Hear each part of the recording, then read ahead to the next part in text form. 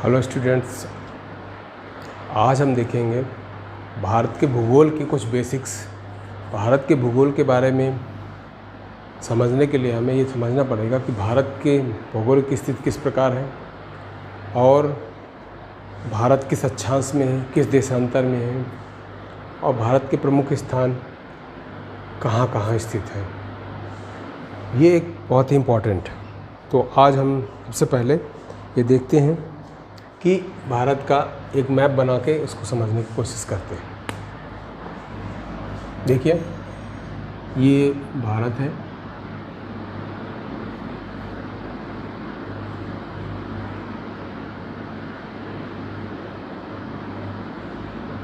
भारत हमारा देश।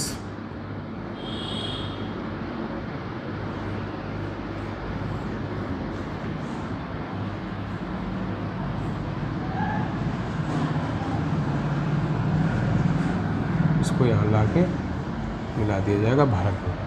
तो भारत का जो बेसिक है उसको समझने के लिए हमें देखना पड़ेगा, और ये श्रीलंका को भी इसमें कभी कभी दिखा दिया था। तो भारत का बेसिक कैसे समझ सकते हैं? देखिए, भारत का जो आपको ये देखना है कि जो ग्लोब है, ग्लोब में जो 0 डिग्री अक्षांशीय रेखा है उसको भूमध्य रेखा बोलते हैं, और उस भूमध्य रेखा के 23.5 डिग्री में जो रेखा है उसे कर्क रेखा, और इधर जो 23.5 डिग्री वो मकर रेखा है, मकर रेखा।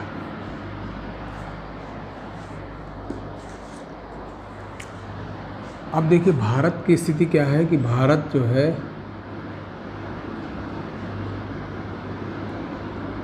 कर्क रेखा भारत के लगभग बीचों बीच से निकलती है,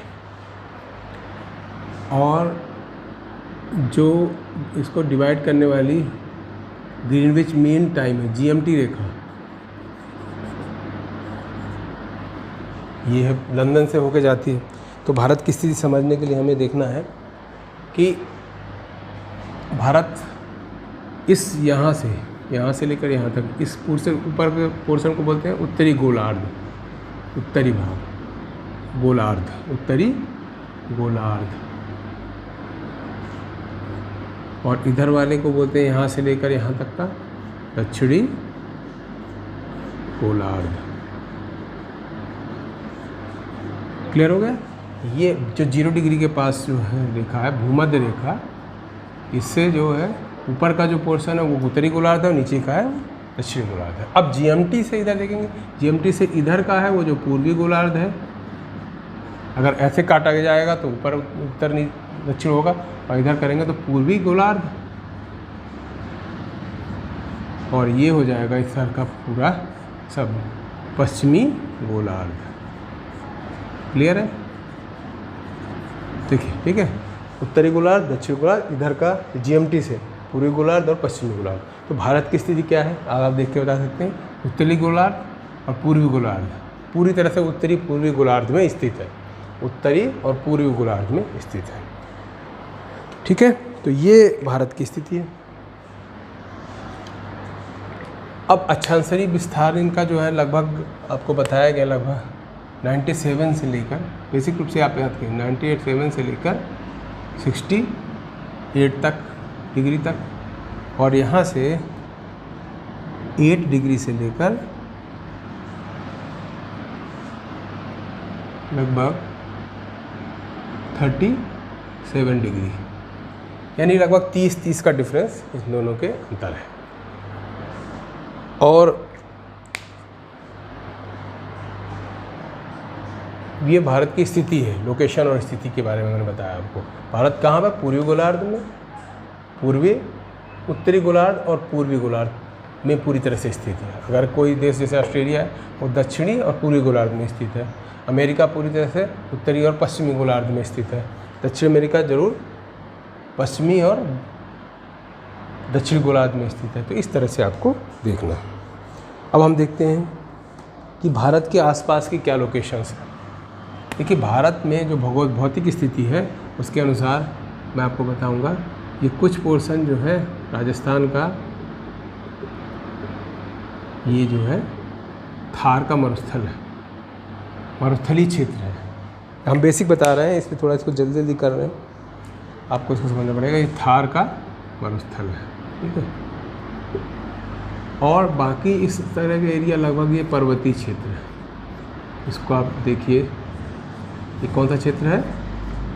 पर्वतीय क्षेत्र है। स्कूल एजुकेशन में जो बच्चे हैं उनको बेसिक रूप से भी समझना है, इसमें ज़्यादा गहराई में ना जाके अगर आप इसको ऐसे समझेंगे तो भी आपको क्लियरिटी आ जाएगी। क्योंकि हमारा ये जो यहाँ तक पर्वतीय क्षेत्र, हिमालय के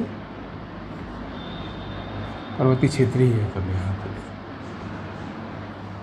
ठीक है। और ये दिल्ली है, दिल्ली भारत की राजधानी। आपको इसको लगाने का तरीका मैंने बताया हुआ है। तो पर्वतो क्षेत्र, भौतिक क्षेत्र मैं बता रहा हूँ। और देखिए, इसके अलावा क्या है, जो बाकी इधर से लेकर राजस्थान, पंजाब, ये सब जो एरिया है, मैं लगभग यहाँ तक भी, ये सब क्या है, मैं ऐसे, ये नदियों से सिंचित क्षेत्र है और ये लगभग मैदानी क्षेत्र है,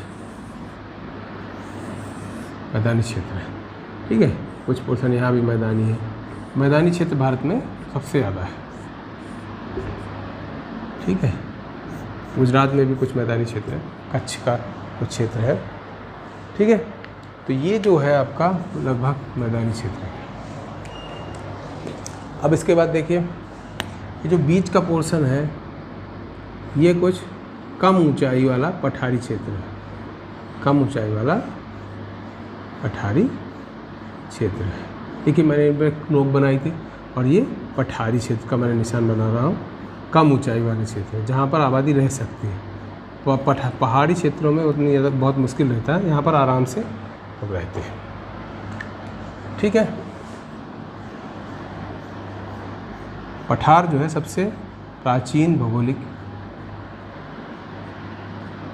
माने जाते हैं। अब जो बचा हुआ पोर्शंस है वो क्या है, वो ज़्यादातर मैदानी तो है, ये बाकी चीज़ मैदानी है ये, और यहाँ पर भी मैदान है, लेकिन ये समुद्र तटीय मैदान है जो कि पानी से भरा हुआ है। इसको आप ऐसे देख सकते हैं, ये यहाँ तक भी है।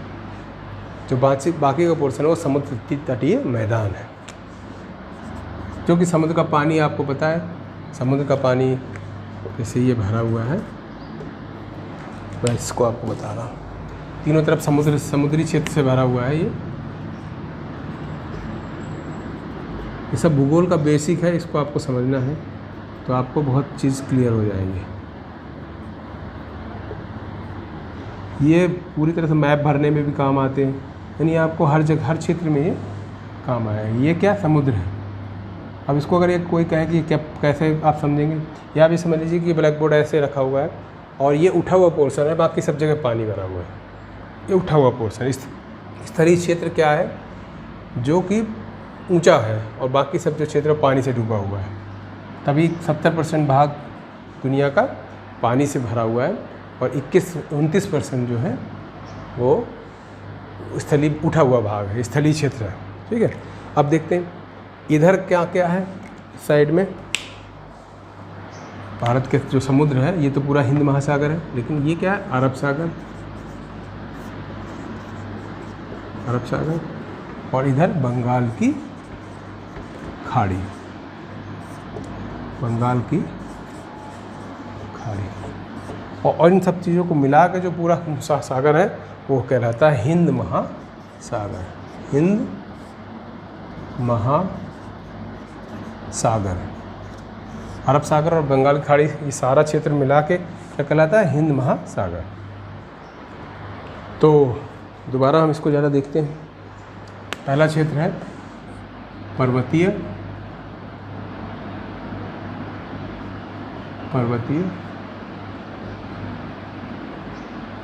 ये दूसरा मरुस्थलीय क्षेत्र, मरुस्थलीय डेजर्ट एरिया। तीसरा मैंने आपको बताया ये जो है दिल्ली, उत्तर प्रदेश, पंजाब, मैदानी क्षेत्र। तीसरा, चौथा पठारी क्षेत्र। ये क्या है? पठारी क्षेत्र, इसको हम 4 नंबर देते हैं। और 5वां है समुद्र तटीय मैदान। ये पूरी जहाँ भी है यहाँ से लेके यहाँ तक ये है समुद्र तटीय मैदान। समुद्र तटीय मैदान, ये है समुद्र तटीय मैदान 5वां। तो भारत की जो भौतिक रूप से 5 भौगोलिक क्षेत्रों में बांटा गया है। पहला पर्वतीय क्षेत्र, दूसरा मरुस्थलीय क्षेत्र, तीसरा मैदानी क्षेत्र, चौथा पठारी क्षेत्र और 5वां समुद्र तटीय मैदानी क्षेत्र। तो ये है भारत का थोड़ा बेसिक, जिसको हम समझेंगे और इसके बाद इसी के आधार पे आपको और भी बताया जाएगा किस तरह जलवायु है भारत में, किस तरह की वनस्पतियाँ हैं। तो अगर ये वीडियो आपको पसंद आया है तो प्लीज़ इसे लाइक करें और चैनल को सब्सक्राइब और शेयर ज़रूर करें। आज की वीडियो देखने के लिए सभी को धन्यवाद।